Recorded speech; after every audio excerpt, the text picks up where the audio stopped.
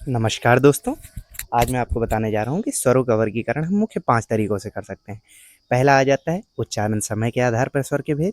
दूसरा है हमारा जिह्वा के आधार पर स्वर के भेद। तीसरा आ जाता है मुख द्वार की स्थिति के आधार पर स्वर के भेद।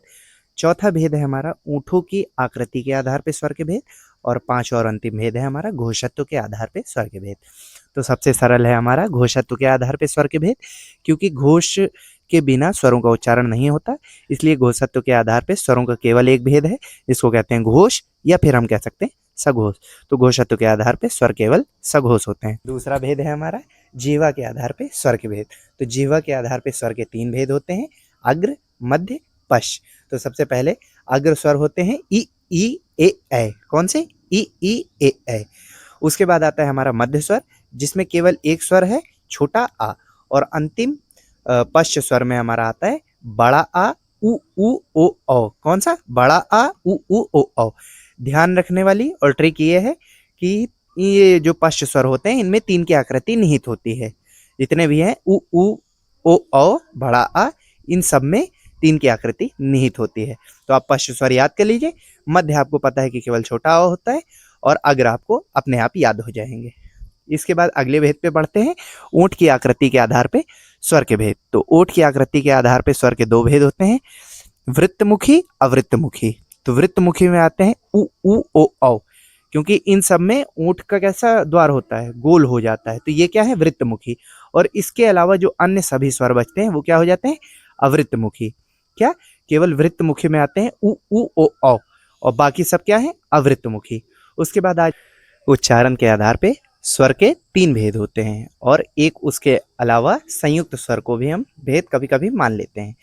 तो सबसे पहले आ जाता है ह्रस्व। ह्रस्व में केवल है हमारा छोटा आ, छोटी ई, छोटा उ और री से ऋषि। ये है हमारे ह्रस्व स्वर, क्योंकि इनके उच्चारण में मात्र एक मात्रा का समय लगता है।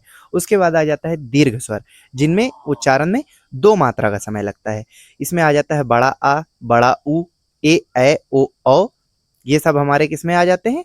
दीर्घ स्वर में। उसके बाद आते हैं हम प्लुत स्वर में। प्लुत स्वर जिनके उच्चारण में 3 मात्रा का समय लगता है। इसका एक ही उदाहरण है, जैसे ओम है।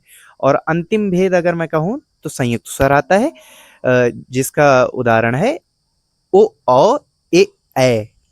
सबसे पहले आपको बता दूं, ए का निर्माण होता है आ प्लस ई बराबर ए का निर्माण होता है आ प्लस ए बराबर ए हो जाता है।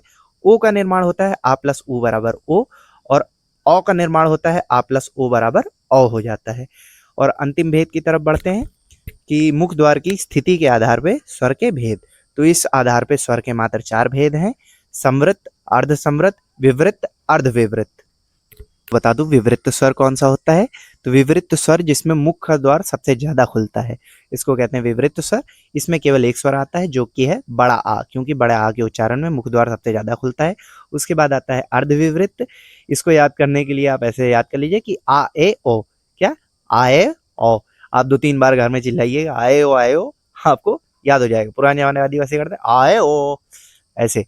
तो आप 2-3 बार बोलिएगा, आपको याद हो जाएगा। उसके बाद आता है समृत। तो इसमें आता है ई उ। क्या? ई उ। ये है समृत। और अर्ध समृत में आ जाए तो केवल छोटा ओ अर्ध समृत स्वर है। और अगर आपको ये वीडियो हेल्पफुल लगी तो एक लाइक छोड़ें और चैनल को सब्सक्राइब करें। Thank you.